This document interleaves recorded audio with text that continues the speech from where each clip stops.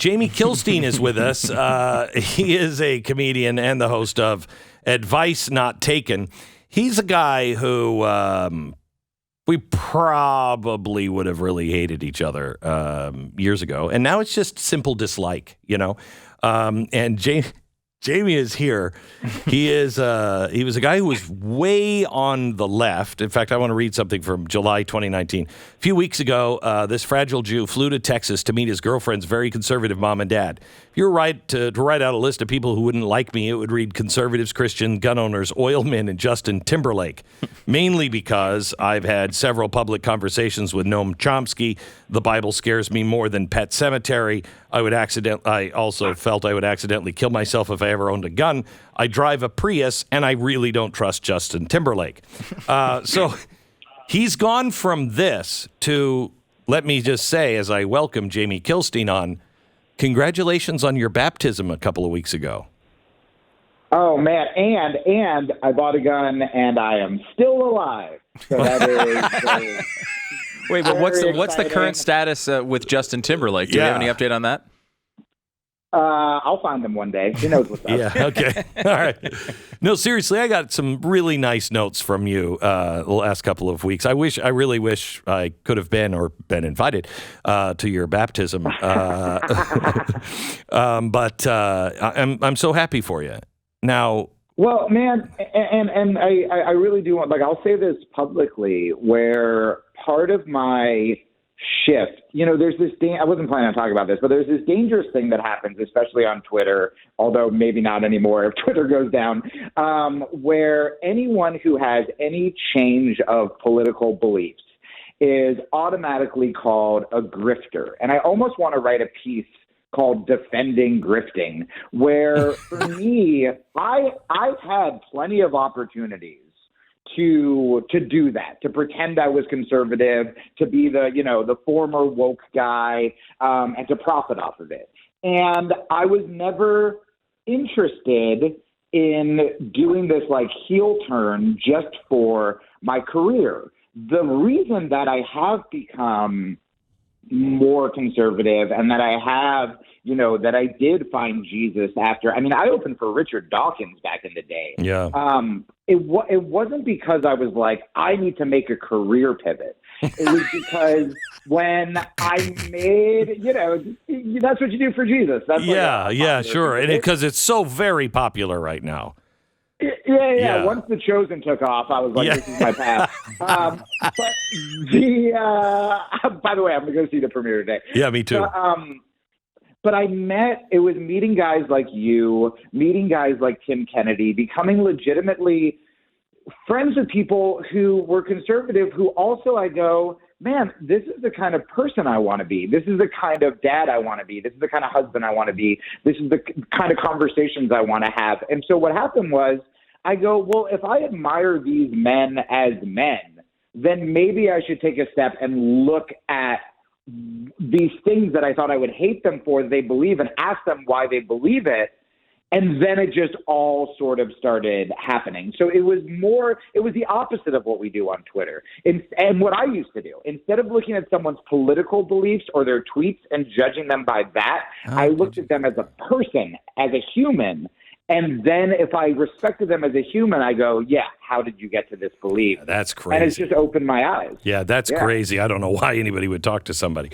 So, right? Jamie, so you were, in 2019, you were, the pariah at the holiday table. Now, if I remember right, your father was a fundraiser for Hillary Clinton, and your mom, I think, bought your first pack of cigarettes.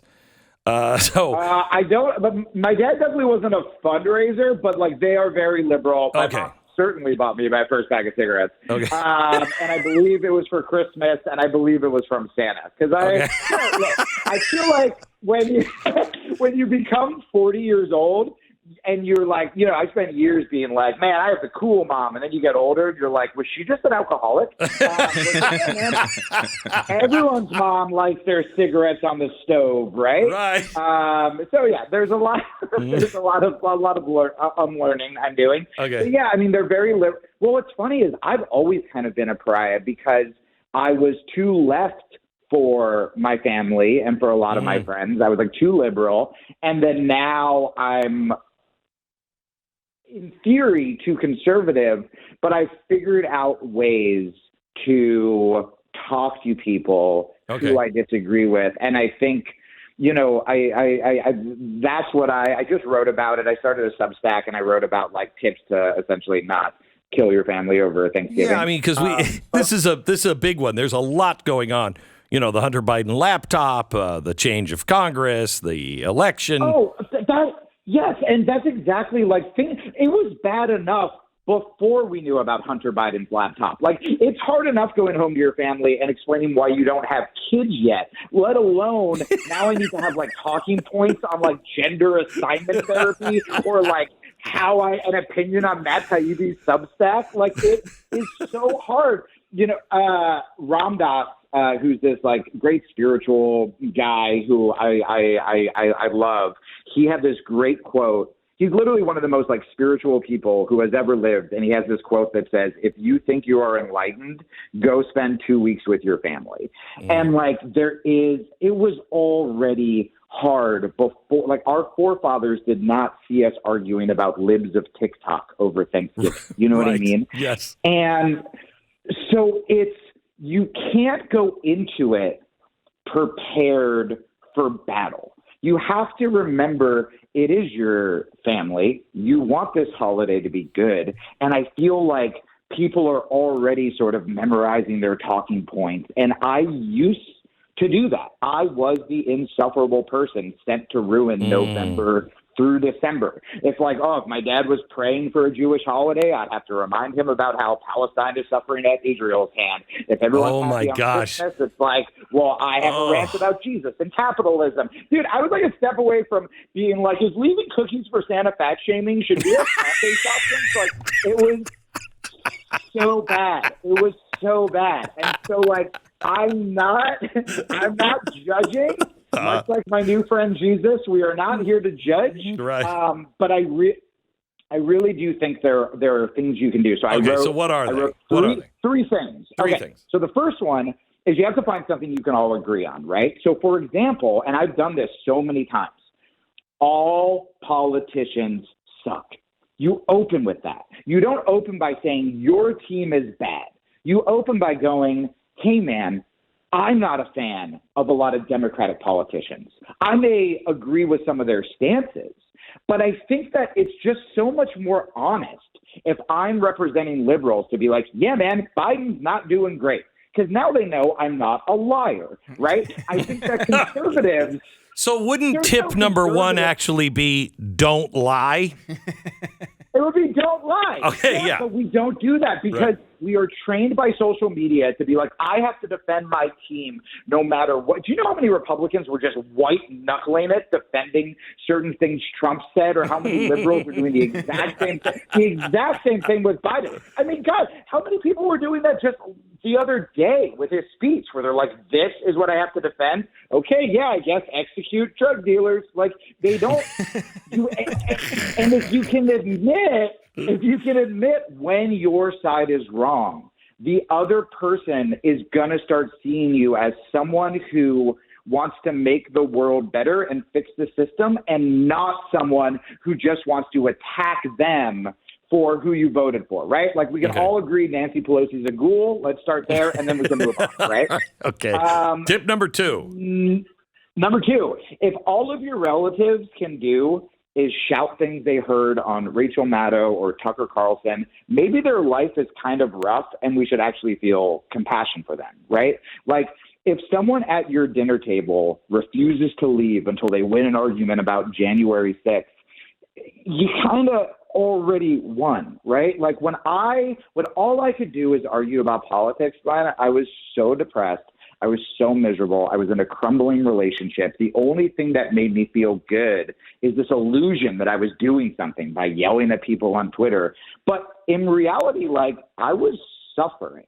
And so I think that if you have a family member who's glued to their phone all day, angrily sharing political memes, you shouldn't be like, oh, I can't wait to slam that guy at Thanksgiving. Like, don't give him more ammo by fighting with him. You need to give that person a hug.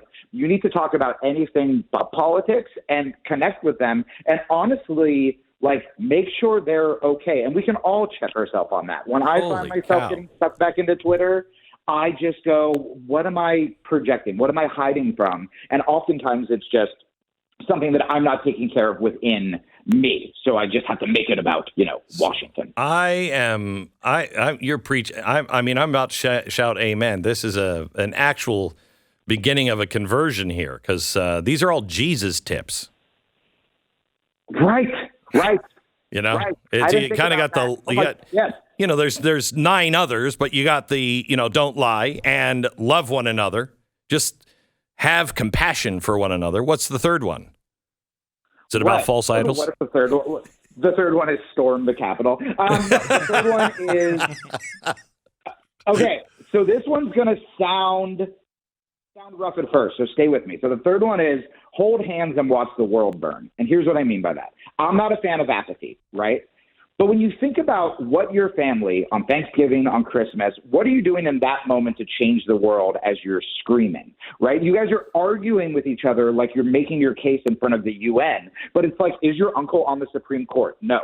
Did anyone in the family pass the laws you're mad about? No. Do you even know how laws get passed? Probably not. Like, in that moment, there's literally nothing your family can do to change the system. So maybe we don't let these jerks in Washington ruin one more good thing by tearing our family apart, right? So here is how you can inspire your family member who thinks differently than you to be more like you. It's not screaming at them like an unhinged CNN pundit whose ratings are in the trash.